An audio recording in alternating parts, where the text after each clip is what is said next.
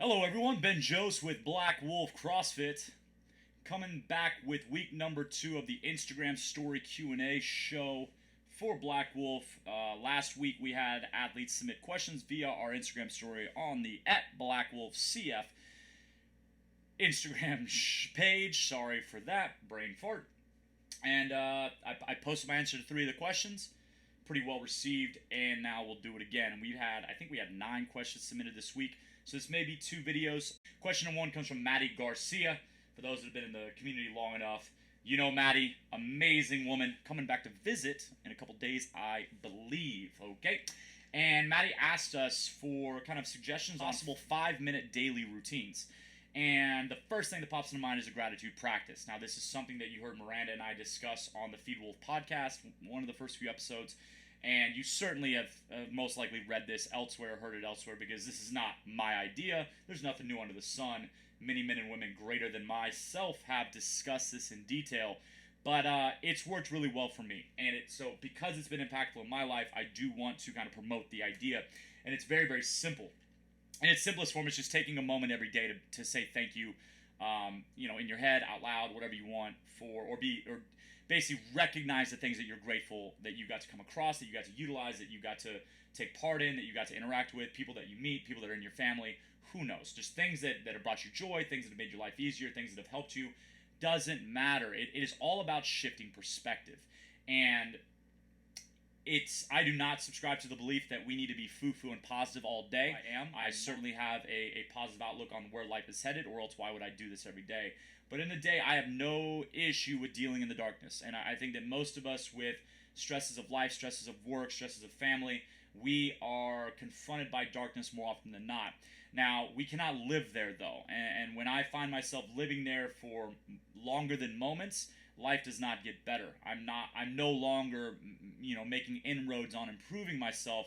I'm now kind of settling into that darkness. And so something like a gratitude practice, it keeps my mind refreshed, and it kind of rejuvenates me in those tougher times. And so what I do is simply, I've got a journal, and I just jot down 3 to 5 things. And I think those are good numbers, because I want you to put thought into it. I jot down 3 to 5 things that in that moment come to mind when I think of what I'm grateful for, or what I'm thankful for having with me, interacting, who I'm grateful I've interacted with that day, conversations, things like that. And from there, I want to talk about how much you should kind of qualify your submissions. I think that when you're starting this out, you should write anything that comes to mind. There are no bad ideas. Talk about write down 10 bad ideas a day, and James Altucher talks about that, and that will allow you, once you do that a couple days in a row, you realize that 1, there's not that many really bad ideas, and 2, coming up with new thoughts is not hard. So the same thing on the gratitude practice. I don't want you to qualify what you write down. I don't want you to say, hey, drinking out of this cup brings me joy, but that's a stupid thing, so I'm not going to write it down. This cup right here, this is my energy cup, okay? This is not my coffee cup, different. I have a different tumbler for that. But this was given to me for my birthday. I believe this was the gift from the 6 a.m. ladies, which this is amazing. This is amazing, okay? It has Mickey throughout the years, and Disney is something that brings me joy. Researching the life of Walt Disney, researching the creative process behind Mickey Mouse, Oswald the Rabbit, don't know about that. Mickey was the result of hardship. Mickey was the result of something being taken from the Disney company that was supposed to be their original Mickey, and that was Oswald the Rabbit. Universal took it because technically they had rights to it under contract, even though Walt Disney and then of iWorks and the Disney company, they were the creators of, and they were the ones that created the content that Oswald appeared in. Universal felt that they could take him as a way to leverage Walt into signing an unfavorable contract. So knowing all that, I love this cup. This cup brings me joy. There are days that this cup goes down on the gratitude list, okay? Iced coffee goes down on the gratitude list from time to time because sometimes it's made me the happiest. Maribel brought me an iced coffee on Wednesday, and my heart fluttered. I love it. I love it. And so it brings me joy. So in the beginning, especially, if you are not well-versed in kind of getting inside yourself, like digging in, then you may only have access to what you might consider the shallow end. Write it down. Write it down. It's such a good practice. And also, there's nothing wrong with the little things in life making you happy. In fact, that is a skill that those we look up to have adopted, that they have put into practice, are very good at. But on the flip side, you also need to take time to dig a little bit deeper, okay? In tumultuous times, this gratitude practice gives me perspective. And we said perspective shifting is the main focus. And so, whether it's someone leaving your life or a partnership not working out the way you think, and most of you know I had to sell my old gym or my interest in the first gym that I opened. And during the time, and as a result of the way we negotiated, it hurt me tremendous. Like, it hurt a lot. It hurt a lot, okay? And to the point that people that sided with me, and it shouldn't have been about sides, felt that I had a right to never admit that they brought anything to the table because I was a sweat equity, I was the one that did it. As time moved on, I realized that I had benefited tremendously from having a partnership. And the way we broke up should never have occurred. It never should have been that unprofessional. Yes, they dropped the ball. Yes, all that still stands. But I now know that we were an asset because we were different. I benefited greatly. I learned so much as a result of working in an environment where they were my partners. And if I don't take time to do that, then I'm going to live with resentment, okay? And so this gratitude practice reframes our perspective in the moment, but it also reframes our perspective in life. And if you're doing it daily, it is a great opportunity. This is something that can be done right when you wake up. That's my favorite time to do it. But I do believe that at night, I think that Miranda said she did hers at night, and I think at night can be more impactful because it'll give you closure on the day. It forces you to take inventory of what's occurred that day, which is something we don't do enough of, and it allows us to assess. And then that can be that last positive kind of endorphin release, writing down what you're grateful for that day that sends you into sleep and prepares you for the next day. Speaking of the next day, number 2, my recommendation would be a daily practice of planning your day. Now, it doesn't have to be super strict. If you're not type A, if you don't want to go Gary V and be like, I'm going to have 7 minutes in this room and there's a 2.5-minute walk to the next room and I'll be there for 12 minutes and 45 seconds. If you don't know who Gary Vaynerchuk is, check him out because his assistants plan his day like 7 minutes at a time or something like that. And I think I saw an Inc.com or an entrepreneurship like magazine article about the same thing, like why you should plan your day in 15-minute increments. There's value to that. But if you don't want to go that far, I don't go that far. I think having a rough sketch of what your day will look like benefits you. And I root this into Jocko Willink, the author of Extreme Ownership. He's come out with a number of other books. The Navy SEAL commander and all-around badass Jocko Willink. He talked about, I first started on the Tim Ferriss podcast. It's in his book, Extreme Ownership. But discipline equals freedom. Okay, I actually think he might have a book now titled that. But what he said on Tim Ferriss' podcast, I really love that episode. I think you should listen to it. He talked about discipline equals freedom. What does that mean? Oftentimes, we think discipline and structure and creative process and fun are at odds. Can't have one. Can't have one and the other. Got to have one or the other. Jocko brought it up that it's actually can't have one without the other. You can't have true productive creative freedom without discipline and structure and how you format the day, format your schedule, format your processes, okay? If every day I've got to figure every element out from the start as I confront them, that's a lot of decisions being made, and we know about decision fatigue, okay? Our favorite thing is wearing the same thing every day, or at least knowing, limit your options, operating within boundaries. Y'all get bored with what I wear. This polo and usually black RVCA shorts, okay? That is it. I'm wearing pants right now because I had a meeting, but it's the same pair of pants I've been wearing for 4 years. Literally, Lululemon, holler at me. They're still holding up. I had to throw out 2 other pair. But these ABC pants are amazing. If I'm going somewhere formal, and by formal I mean like work formal, I'm going to wear these pants with the polo. If I'm not going somewhere formal, it's my RVCA shorts with the polo. That's it.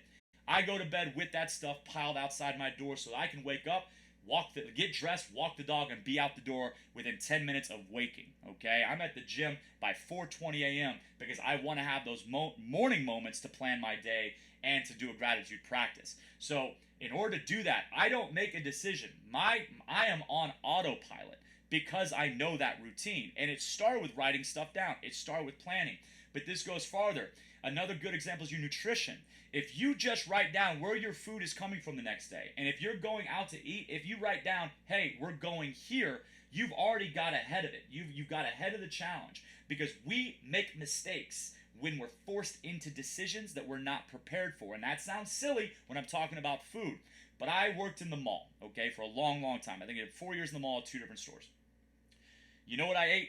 I ate from the food court because I didn't plan anything. I was still fit back then. Fitness was still a part of my life, but I got a lot less fit because I'd wait until I was hungry to decide where I was going to go. And instead of being like, hey, today's the day you bring your lunch, or today's the day you go to that place and you get that salad, you get that grilled chicken, you get whatever, because there are healthy options everywhere you go, or better options everywhere you go. Let's not use the word healthy. Better options everywhere you go, okay? I'm going to Chick-fil-A. Ended up going to Chick-fil-A, just like y'all, okay? Chick-fil-A's not a good choice. Don't care what you say. Not a good choice. You're not going to go to Bella Green. If you wait till lunch break to wait for your coworker to come to your desk of where you want to go, you know what nobody's excited for? A quality food choice. Go to Bella Green. Great ingredients, great offerings. They are able to accommodate gluten-free, dairy-free, all these different things. They are it, okay? But no, because you know what's fun? Let's go to the pizza shop. Let's go to Chick-fil-A. Let's go somewhere fast, okay? So if you had just jotted down, even if you need fast, even if you got to go to Chick-fil-A, get the grilled chicken, okay? Get 2 grilled chicken sandwiches versus the fried chicken sandwich with the french fries. They're always better sitting, but in the moment, I don't blame you. I used to say in the nutrition seminars, if you wait until you're hungry, it is not your fault that you sold your firstborn soul to the devil for that candy bar, okay? That is not your fault because you're exhausted, you made decisions all day, and all you want is the comfort of the easy and delicious, in your mind, food, okay? You don't want to make the decision to go get the roasted vegetables with the grilled chicken or whatever, the half a chicken with the roasted vegetable. I think that's what Bella Green's doing right now with the brick chicken right now, and it's delicious. It's an amazing, amazing entree, all right? So plan your day. That'd be the other 5-minute ritual that I would recommend. The final one would simply be breathing, okay? Sit in a relatively silent area and just practice your breath, all right? And now I practice your breath. You're like, hey, man, I breathe. With the rise of Wim Hof method, the XPT experience, these are professionals that are bringing this education to the masses. And if you have the opportunity to learn from one of them, do it. But in the meantime, do the layman's version, okay? Kind of the poor man's version. If I just sit still, and I don't need any sort of mantra. If I just sit here and I push air out through my mouth and I inhale through my nose, and I think as I'm doing it, as I'm pushing the air out, I say out with the bad, and as I'm inhale, I think in with the good, okay? And if you're like, hey man, too foo-foo, I don't care if you say bananas in your mind as it goes out and apples as it comes in. It doesn't matter. The idea is whatever you're saying isn't tied to your current anxiety. Okay, so if I'm thinking out with the bad, in with the good, my mind eventually quiets all the noise of the anxiety and allows me to just be there breathing. Okay, the other thing you can do is count as you exhale. So as I exhale, I'm going to push out for a 6 count. I may even hold box breathing, brought to you by XPT. Thanks for the coaches that talked to me about this. Okay, so I might push out for 6, hold for 6, inhale for 6, hold for 6, and do that box over and over again. And then sometimes I'll find that maybe I need to inhale longer or exhale longer, and I can tweak the numbers. But just centering yourself with your breath. Just do it for 2 minutes. Do it for 2 minutes. Eventually you'll get to 5 and you'll have no problem. And it alleviates so much stress, okay?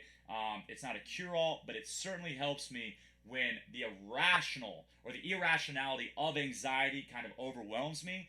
It is my best opportunity to center myself. Okay, and kind of at least quiet this. It doesn't fix anything, all right? But again, perspective shift. I am going to leave those moments of breathing with a different mindset, a different view of what's going on than when I entered. And that's all that we can ask. So that's the question we answered here. I will answer a few more, but we're trying to keep these videos a little bit shorter. I hope you appreciate the answers. If you have any thoughts on any of this, let me know in the comments. I would love to hear back from you. And as always, check in on Wednesdays on our Instagram at BlackWolfCF and check for that Ask Us a Question submission on the Instagram story, and we'd love to hear from you. All right, I'll be back. Have a great day.